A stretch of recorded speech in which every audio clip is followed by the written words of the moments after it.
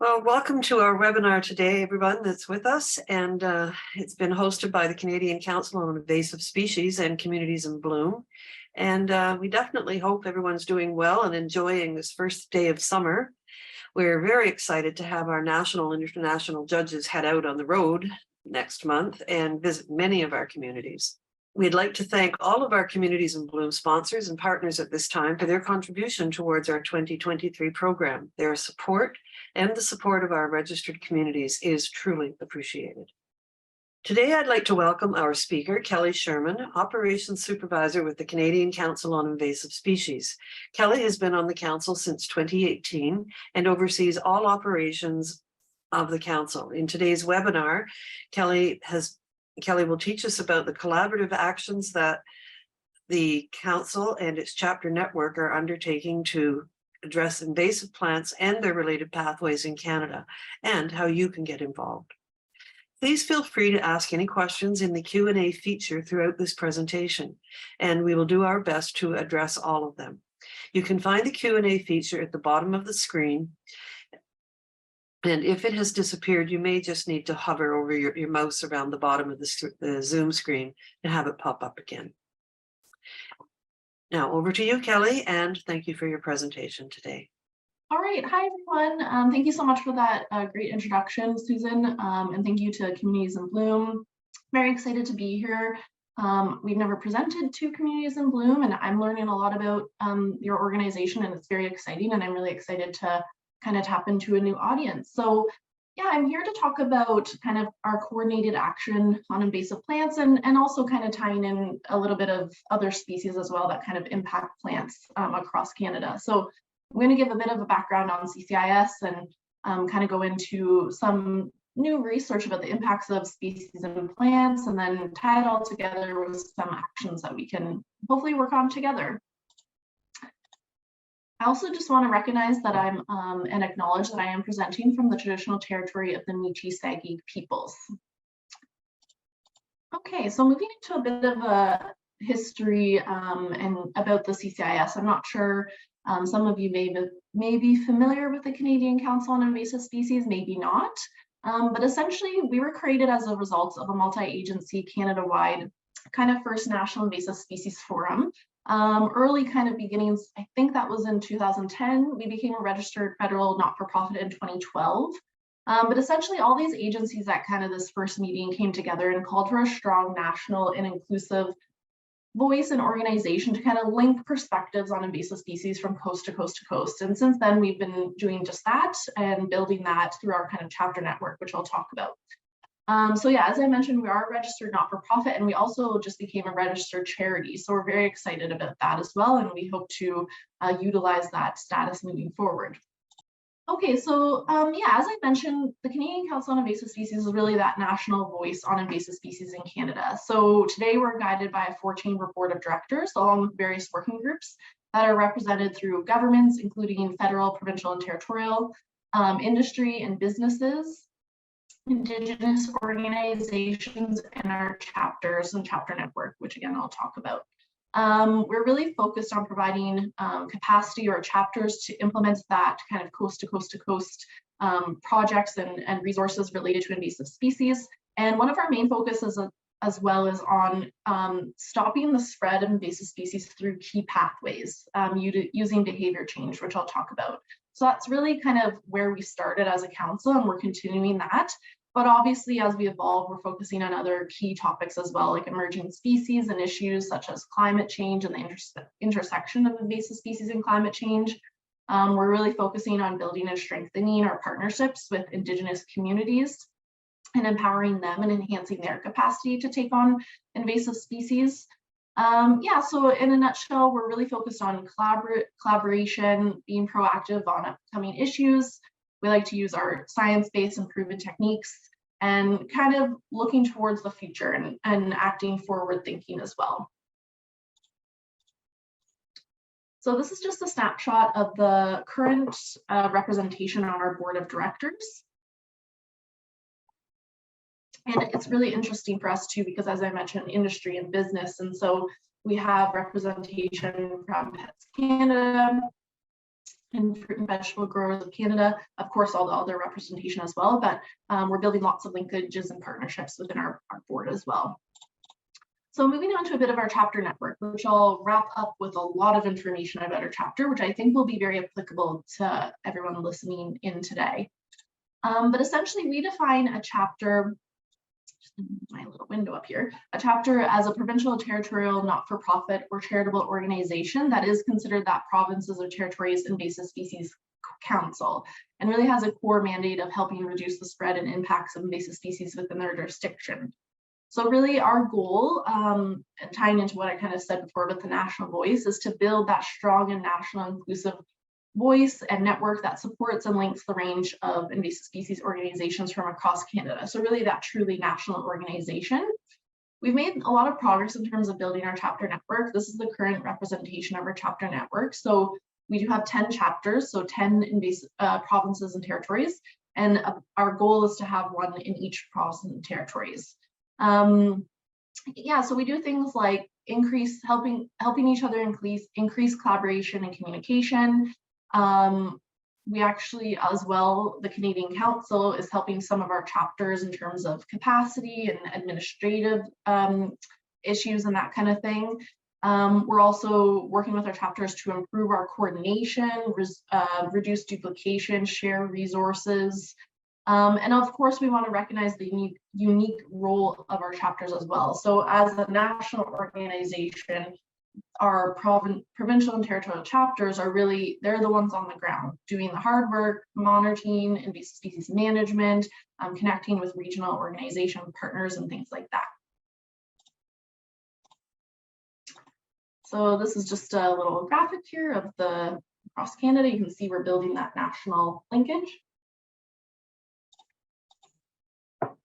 So moving into some kind of, to kind of give context to why I'm here and some of our programs. And so I just want to talk a little bit about invasive plants and species, and some of this may be very familiar with some and maybe not others. So I like to just give a little bit of that context. So really, what are invasive species? Invasive species are plants, animals, and microorganisms that have been accidentally or deliberately introduced into areas beyond their native range, and have a negative impact, and that's the important part, have a negative impact on our environment, communities, economy, and society, or human health. Invasive species are one of the 5 direct drivers of biodiversity loss in the world. So it's a very significant issue. And I like to provide some stats, and I have some other stats as well that I find very interesting. So invasive species that damage the agriculture and forestry industries results in an estimated 7.5 billion of lost revenue annually.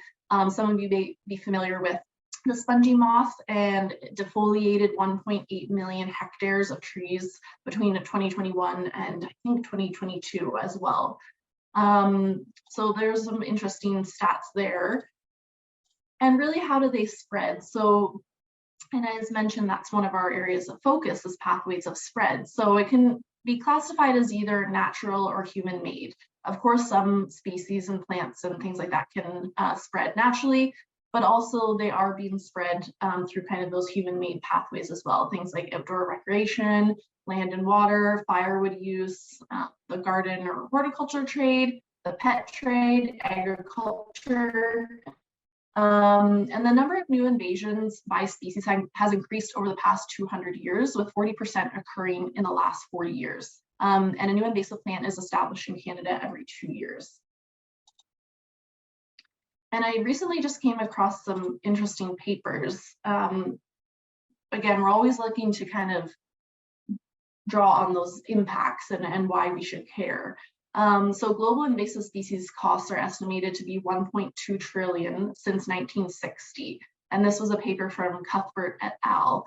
And I'm happy to share these after as well. Most of those costs are damage costs, so 92%, followed by management costs around 8%, with only 0.25% of the total costs spent on prevention, which is kind of ironic because if you think about it, we can dramatically shrink the overall costs if we did spend more on prevention and management, which is kind of, like I mentioned, our focus. Invasive species costs are also comparable to those for natural disasters, and have increased faster than costs from natural disasters themselves. That's from Turbulin et al. Invasive species prevention efforts really do merit the same investment and profile as those applied to natural disasters. So again, just interesting stats there. And to finish off, over 60% of invasive plants have been intentionally introduced. So moving into some invasive species and plants. So I did just want to highlight some plants, but I also have included some species because what we're finding is, a lot of these, obviously plants are a huge concern, some, not all, of course, but also we're seeing pests and things like that impact our native species, like alert species. So some of you may have heard that oak wilt was found recently in Niagara Falls. So it is a vascular disease of oak trees, and the fungus grows on the outer sapwood of oak trees, restricting the flow of water and nutrients. The infection can spread between trees through interconnected root systems, and rootgrafts can create an opportunity for spores to spread from infected trees to healthy trees without the need of vectors as the overland spread. I will not claim to be an oak wilt expert, but I thought this was interesting to highlight just because of the location and that this is the first reported sighting of oak wilt in Canada. So oak wilt will cause significant damage to Canada's timber economy, as well as will cost communities dollars as well if they want to replace the oaks. We kind of saw that with ash and with the emerald ash borer as well. And of course, the loss of oaks will cause a severe decrease in biodiversity in nature, as they play a huge role in stabilizing slopes, but also they provide significant food for wildlife, especially through things like acorns. And there's just a sample of what some signs and symptoms are of oak wilt. And as I mentioned, it was found in a residential area in Niagara Falls.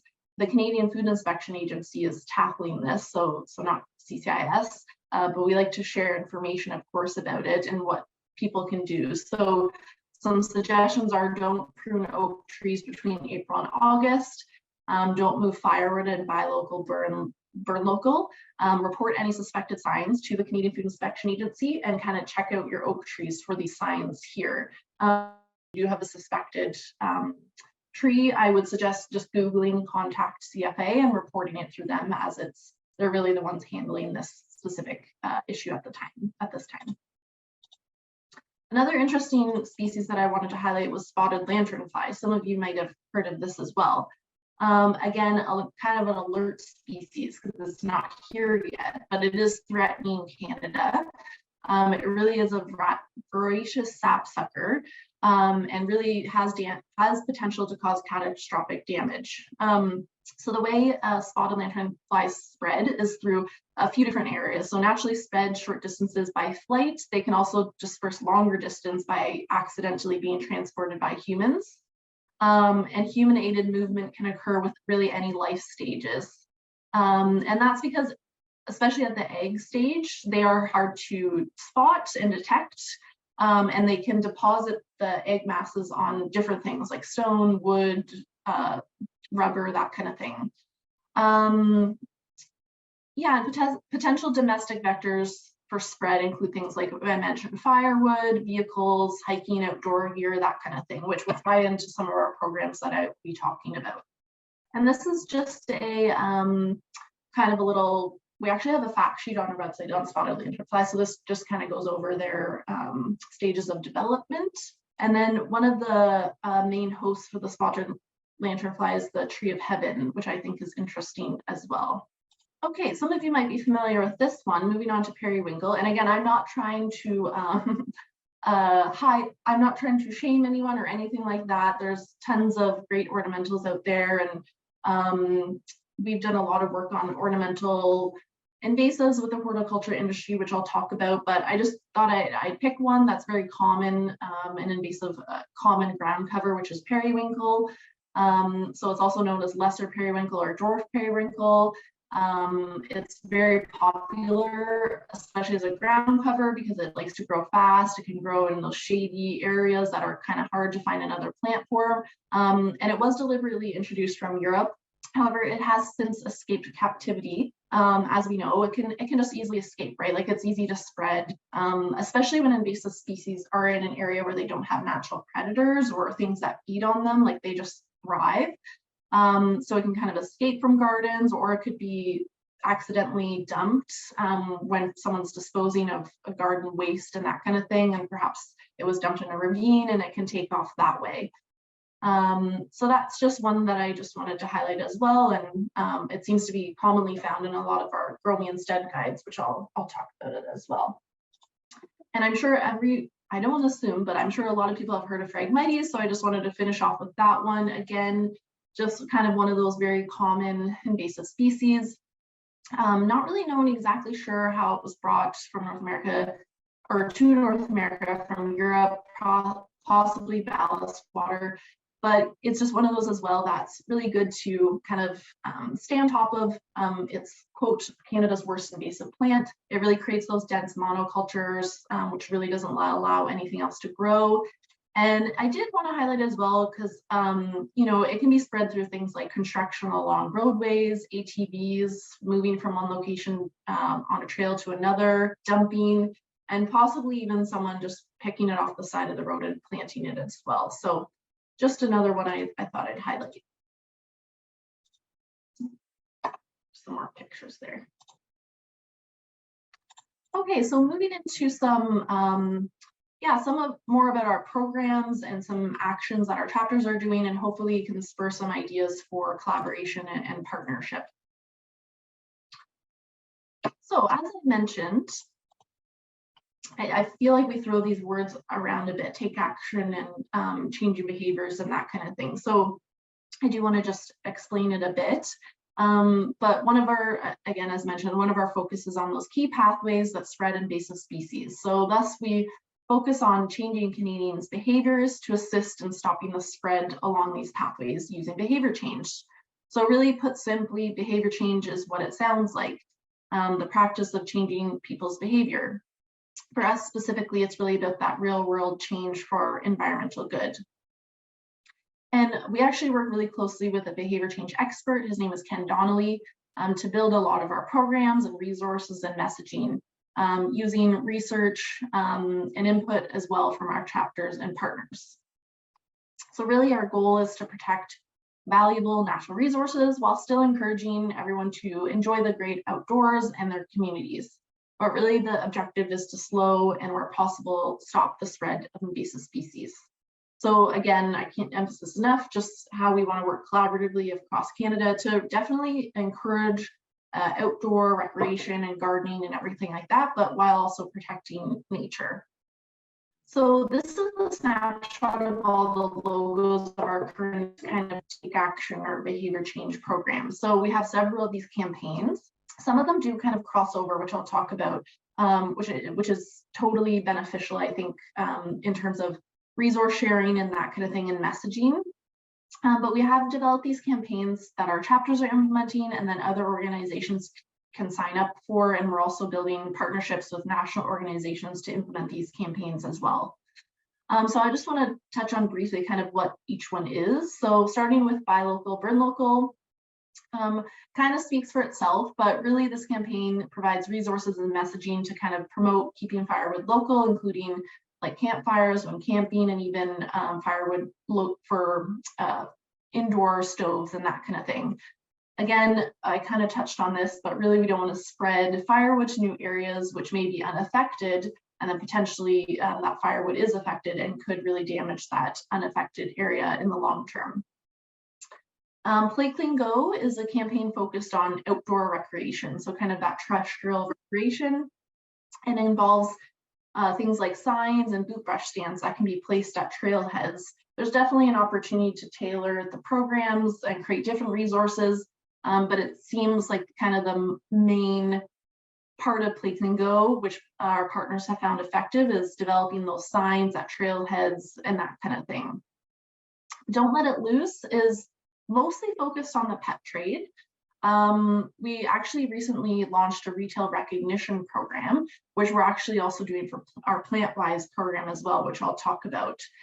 So that retail recognition program for Don't Let It Loose is now in place. It's voluntary and recognize retailers that kind of limit the sale of potentially any invasive species found in the pet trade still, educates their staff and consumers. So once a partner signs up, they get access to training, some resources, and then they also get featured on our website and promoted. So it's kind of a win-win partnership.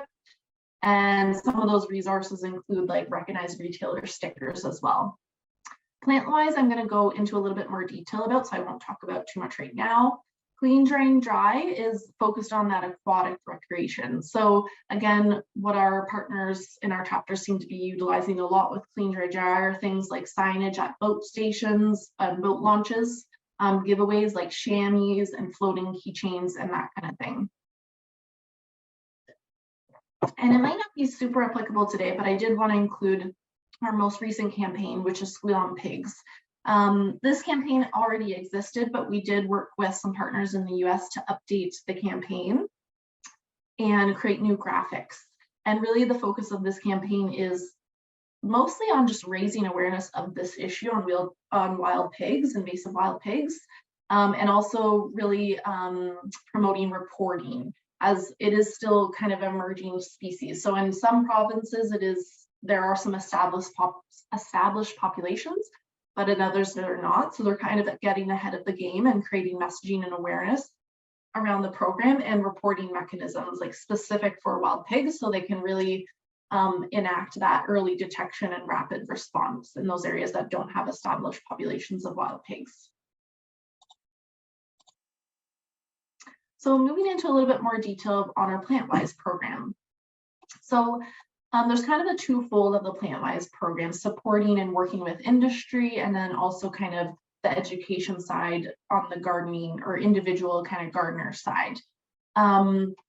So in the past, we actually formed a National Horticulture Invasive Plants Working Group from 2018 to 2022 that was made up of experts across Canada, including industry, to help build kind of two main aspects of the PlantWise program, which was a National Voluntary Code of Conduct and a Canada's Unwanted Plant List. So really we worked with industry to support industry to hopefully just transition to become invasive free. Again, the key word as well as voluntary. We listened to industry and heard from industry to focus on a voluntary code of conduct. We know the industry, especially the horticulture and ornamental industry, have a lot of certifications to stay on top of and a lot of regulations to follow. So we wanted to encourage a voluntary program. So really the code of conduct outlines 11 best practices that can help industry transition to become invasive free. And this is actually tying into, the point is actually on my, at the bottom there, it could be up into this section, but this is tying into what I mentioned, that we're piloting a retail recognition program for PlantWise as well. So similar to Don't Let It Loose, we're working on a voluntary retail recognition program that will have resources for retailers, for their staff, training opportunities. We'll provide them with resources that they can deliver within the retail setting. They'll get that PlantWise recognized retailer sticker, which I'll show you on the next slide. And yeah, we really are excited about this launching of this pilot program. And so the National Voluntary Code of Conduct is kind of tied to that. And then in terms of Canada's Unwanted Plant List, again, the working group that we worked with helped develop this as well. It's not specifically tied to the Code of Conduct. They are two separate documents, but again, it's just a really good information and educational document to raise awareness of 30 invasive plants emerging included across Canada. So again, both of these resources on our website, I'll leave the link at the end of the presentation on about our website, but it's just canadainvasives.ca, and all this information you can find on our website. So on the gardening side of things, a lot of this is tied to our provincial and territorial Grow Me Instead program. So you might be familiar with Grow Me Instead, especially if we're Ontario, but most of our chapters do have a Grow Me Instead program and a Grow Me Instead document. And I am going to go into detail into which chapters have that. But really the Grow Me Instead is focused on identifying those common kind of invasives in this setting, and then providing those alternatives. So it's a great resource. And again, one thing that we recognize that we do need to work on, and our chapters recognize as well, is again, continuing that conversation with industry, because we want to make sure that we can hopefully provide access to those alternatives as well. So this is just a snapshot of the, like I mentioned, that plant-wise recognized retailer sticker, which will be part of that recognized retailer program. And then that's a snapshot of the National Voluntary Code of Conduct as well.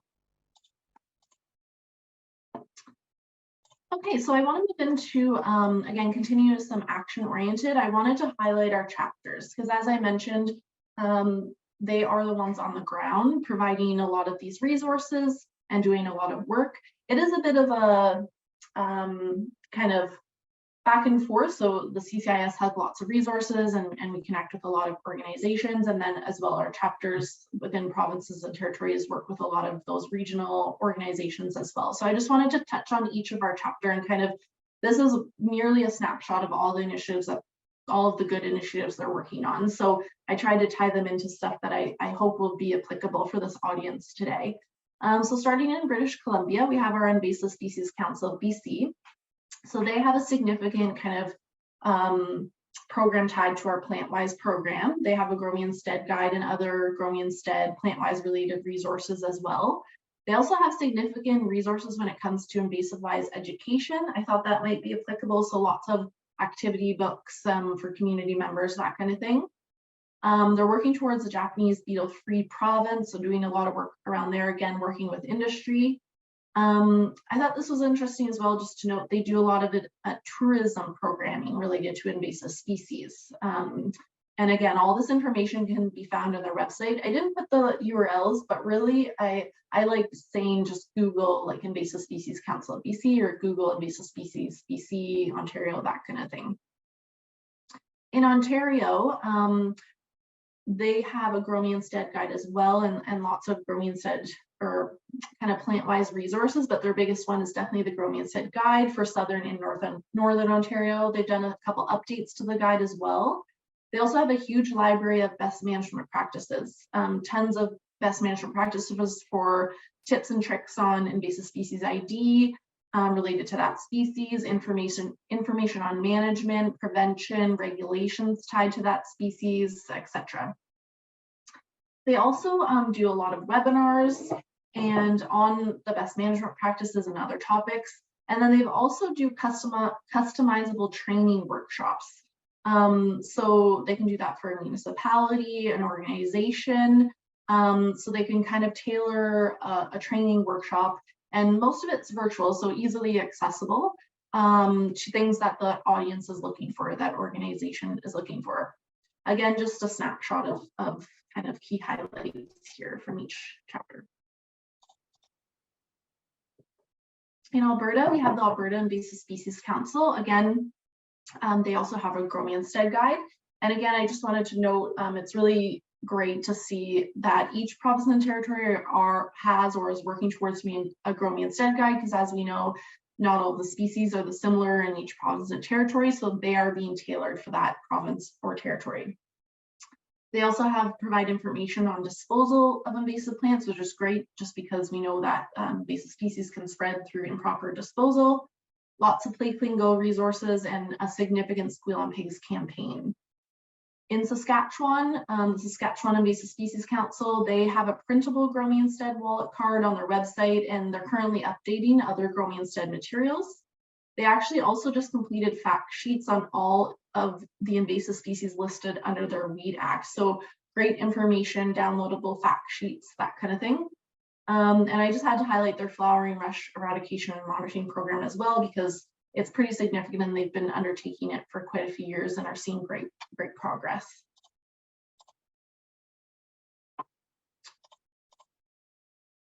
In Manitoba, we have the Invasive Species Council of Manitoba. They have a Grow Me Instead guide. And actually, I just wanted to mention, because the second point might not make sense if I don't mention this, but the Canadian Council on Invasive Species is actually building a youth keepers network across Canada, in which we're actually going to work with our chapters to kind of build a youth network of volunteers. And so the youth network will be doing things for chapters in the CCIS, but really the main objective is providing youth with opportunities to kind of build their skills, learn leadership skills, and really build their resume and help plan for the future and that kind of thing. But I wanted to highlight because I think there's lots of opportunities as we build this program to partner with organizations like yourselves and others, including our chapters, to connect youth with different initiatives. Really, the sky is the limit with building the network and giving the opportunity, or working with the youth to really tackle any kind of opportunity tied to invasive species and plants. So we're working with the Manitoba Council to hire a youth engagement coordinator there that will really kind of hopefully as well grow the council in Manitoba as well. In Yukon, we have the Yukon Invasive Species Council. They also have a Grow Me Instead guide, lots of invasive species identification resources.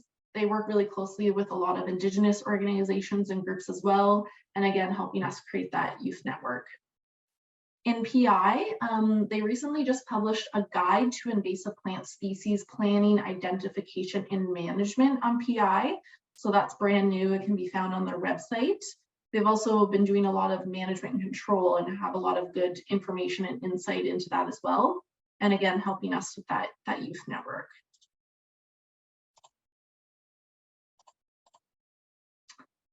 In Northwest Territories, we have the Northwest Territories Council on Invasive Species, Pests, and Pathogens. They just completed a field guide to invasive plants in Northwest Territories, and they also have several fact sheets. And also, I just wanted to mention, I put a note here, but I didn't put it on all the other councils. They're kind of helping us implement all of our campaigns that I mentioned, which most chapters are. So they kind of help us take those campaigns to on the ground and connect with regional and local organizations to implement those take action programs. In Nova Scotia, we have the Nova Scotia Invasive Species Council, and actually all my points are the same for the New Brunswick Invasive Species Council as well. So in New Brunswick, we have the New Brunswick Invasive Species Council, and both of them actually just partnered together to create a brand new, so the first ever Grow Me Instead guide for the Maritimes. So it's kind of applicable to the entire Maritime region, and it's brand new, and we're really excited to kind of kick off Grow Me Instead and PlantWise in that region. And then both of them as well do a lot in terms of programming for Clean Your and Dry and Don't Let It Loose, and have a lot of resources and attend a lot of events. And also they're as well focused on enhancing their invasive species reporting with a new IMAP invasives reporting program as well. So for my next few slides, I just really wanted to give a snapshot of some images of some resources that we have and kind of bring the resources to life. But again, this is just a sampling. I definitely haven't captured all of the resources. So some of these resources are through CCIS and some are through our chapters. But as you can see here, we have the Grow Me Instead guide for Southern Ontario, the Grow Me Instead guide for BC, and then the one for Yukon as well.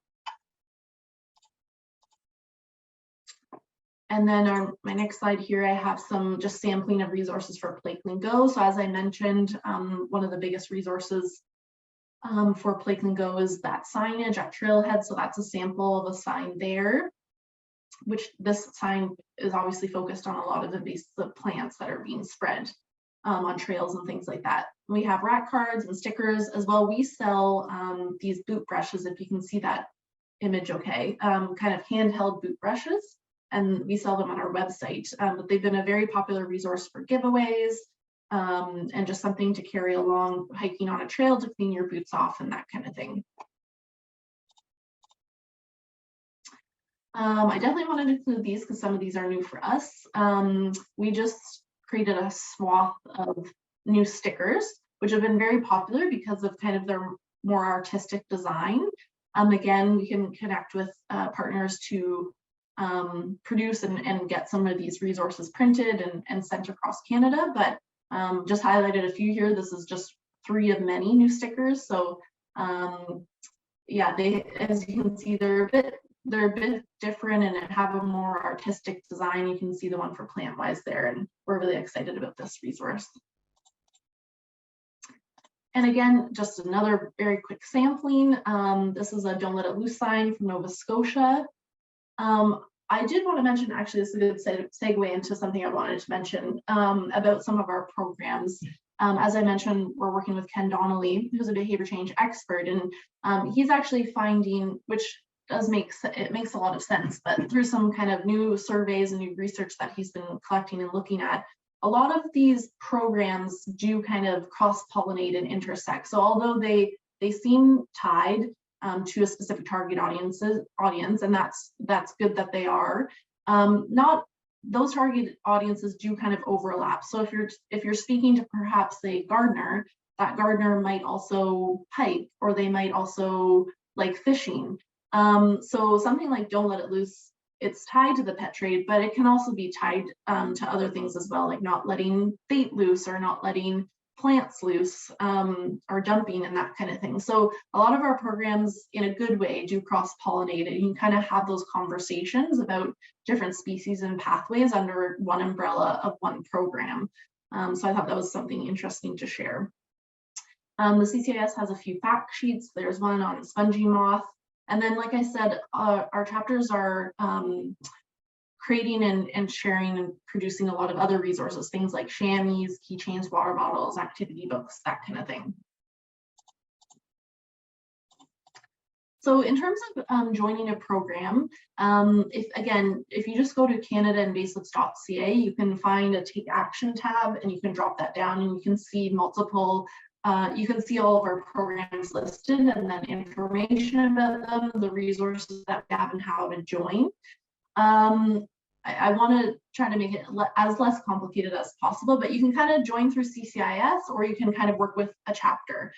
So joining through CCIS, we would definitely still link you with the chapter, and if they have resources available, we make sure you could get connected to them, depending on what resources they do have available. Not all of them are always in stock, but also we do like to track our partners. So we do encourage signing up through our website, so we can put logos up, we can track who's utilizing our program. That's really important for us to kind of maintain who's using them and get more funding and that kind of thing. But happy to talk more about that and explain, and I'll leave my contact information at the end about getting in contact with chapters and myself. But again, as I mentioned, just Googling kind of Invasive Species Council of Nova Scotia or New Brunswick will bring you to the chapter website.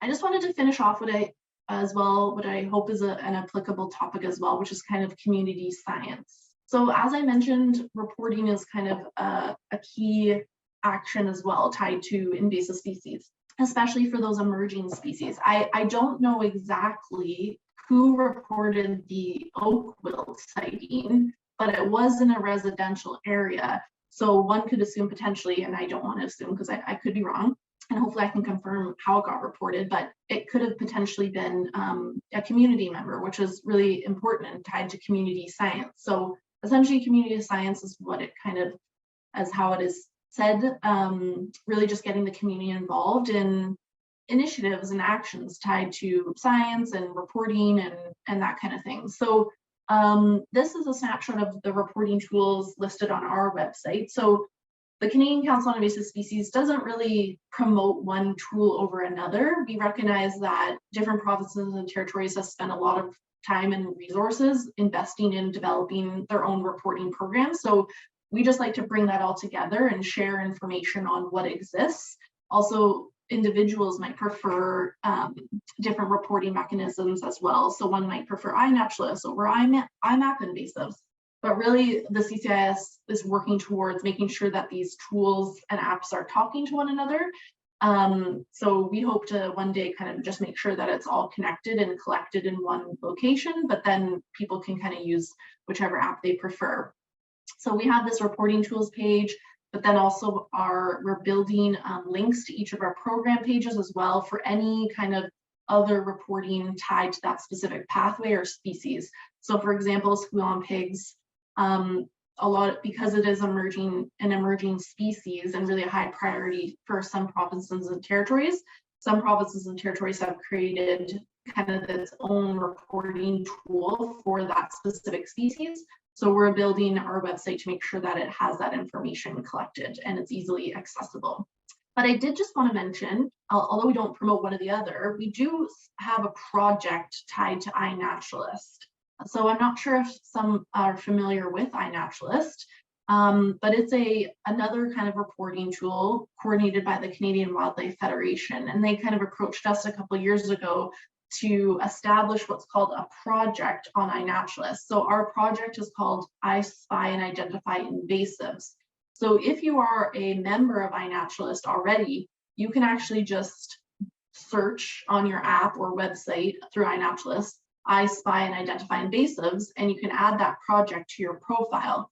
And anything that you collect or observe will be linked to that project. So you don't have to observe or report twice, just anything that you report gets reported into that project as well.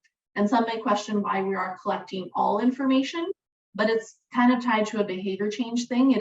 It's not the most easy thing to identify all the invasive species. So we're seeing that the more that gets reported, if it's not invasive or not, the more chances we are going to see an invasive reported. So we like to collect all that information and and then we're able to see if any emerging species or alert species have been reported. And also we send out blog articles every month through this project. So if you're a member of the project, you kind of get a snapshot of what's been reported over the last few weeks. At this point, we have almost 900,000 observations and over 15,000 species reported. So yeah, I just put that's the name of it there. I Spy and Identify Invasive there. Oops, skipped ahead here. And finally, in terms of some training. So again, this is something that Canadian Council on Invasive Species just has kind of started and is working towards, but we're really able to partner, we're able to implement it because of our partner, the Invasive Species Council of BC. So we're kind of tying ourselves into their training programs. So at the moment, we have 2 listed on our website, which is a plant-wise one and a Don't Let It Loose one. I only included the snapshot of the plant-wise, but the logo for Don't Let It Loose, because we have those 2. So again, if you go on our website, canadainvasives.ca, and I think it's under Learn More, and then there's training, and there's links to these 2 programs, which are both free. And so there's some industry kind of information, but also just some general information, which we think is really valuable. And again, we hope to kind of continue our training module courses for all of our programs and for other topics and things like that as well. And finally, I just wanted to finish off with mentioning our National Horticulture Conference. So this is a save the date for November 8th to 9th. Our conference is titled Pathways to Change, and we're actually working with industry as well. We formed a working group with members from Landscape Ontario, the Canadian Nursery Landscape Association, the Canadian Society of Landscape Architects, to help form this agenda to make it the best event that we can have. And so we're really looking forward to this, and we're partnering with the Ontario Invasive Plant Council. And yeah, we're really looking at setting the stage of what's happening in Canada when it comes to invasive ornamentals and horticulture. And really, we want to focus on positive change and what are our next steps when it comes to this dynamic topic. And I think that's, oh, sorry, one more slide. So yeah, again, just to finish off, we're very keen, as you can see, on collaboration and partnering. So, we're always looking for new ideas on how we can incorporate information into existing programs, things like Communities in Bloom, landscape and community standards, and that kind of thing. So your ideas are always welcome and needed. And I hope I was able to provide some information back on maybe some other things that can kind of take place now in terms of preventing the spread of invasive plants and species. Well, thank you very much, Kellie. That was very, very informative, and to all the communities that have been watching, and there are some questions now that you can maybe take a look at if you can see them. Kellie, can you see them, or maybe if we can go through some of those? Stop sharing here. Okay. I think I see them. Okay, I'll start with the ones first. So the first question is, what should you do if you have periwinkle? Yeah, there's a few things. Again, I won't claim to be a total expert on all species, although I did talk a lot about management when I worked with Ontario Invasive Plant Council around periwinkle. I could be wrong, but I could be wrong. I think the Ontario Invasive Plant Council has a best management practices document on periwinkle. If not, I know they have one for goutweed, which is similar management. But in my own kind of anecdotal management and some other just remembering what we talked about when it comes to periwinkle, it is persistence. So some tactics include like smothering it. So if you do have a kind of a large swath, you can put a tarp over it and try to kind of smother it, digging it out, but again, making sure properly disposing, because if it is dumped in another area accidentally, it can spread. So those are kind of two main things there. But again, I'm not a complete expert. But if there is a best management practices, I'd be happy to send that out to Rebecca to send out to everyone who attended today. Thank you. I'll read out the next one from David. Is a map available showing what invasives are found across the country? Yeah, so each of these kind of reporting tools that I talked about, so iNaturalist, EdMaps, IMAP, they all have maps associated with their with the application or the website. So if you can just Google EdMaps and you can create a profile or not, but you can pick a species and see a map for that species. So yeah, essentially each one has its kind of own map there. Okay, great, thank you. Again from David, in the last year, Himalayan blackberry has been found in our area. Unfortunately, it's been here for a while and is becoming widespread. It is on the radar of the Invasive Species Council of Nova Scotia, and he's looking for ideas for control. So I'm assuming David's in Nova Scotia, is that? Yes. Yeah, so I can send out the contact information. Like that would be the best person to talk about, because I was just having a meeting with someone and they mentioned a Himalayan balsam. So I think they're doing some control work around that. So they would be the best people to contact for those ideas for control. So I'm happy to, if you can just Google Nova Scotia Invasive Species Council and look up their contact information, or I can send out a direct person or a direct email person. Okay, great. Who will help me get rid of periwinkle, lily of the valley, etc., well established in my garden, present when I moved in 25 years ago? I'm retired with health issues and limited income. That's a difficult question. Yeah, and it's hard because I don't know the area. Not all of our chapters are the same, so some are able to assist with management and others can't, just due to capacity and funding and that kind of thing. So wherever you are, I suggest reaching out to the chapter, and they might not be able to help you directly, but can give you resources and links to things and that kind of thing. I know that's a tough one. Yeah, and there's also many communities have horticultural societies, and perhaps you could contact them as well, because those are volunteer driven, and give them assistance there too. Definitely. And this is just a note. Thanks to CIB judges, we discovered 2 invasive plants during our tours, and the judges gave us information on how to get rid of them. This is a good partnership to help us all keep informed, and we couldn't agree more. It is a great partnership with the invasive species. And I guess that's about it. If there's any other questions, I don't see any. Do you know if there's any continuing education credits? Now, I'm not sure. Yeah, that's tied to, like, I think so members of like the horticulture, like industry and that kind of thing, can get credits to keep up their, I don't remember the certification, but so our new executive director, Rebecca Lord, she actually has experience with this. So we are looking at trying to implement continuing education credits with some of our programs. And then the Ontario Invasive Plant Council has already started that and has been doing that for their webinars and stuff. Not all, but some. So it's definitely something we're looking to continue with. All right, that's great. Well, I'd like to thank you, Kellie, for your information and your presentation, and to thank all of the communities that participated today. We also want to give another big thank you to our 2023 CIB sponsors, without whom we wouldn't exist. So it's, as we grow great places together, it's thanks to our sponsors and to our participating communities.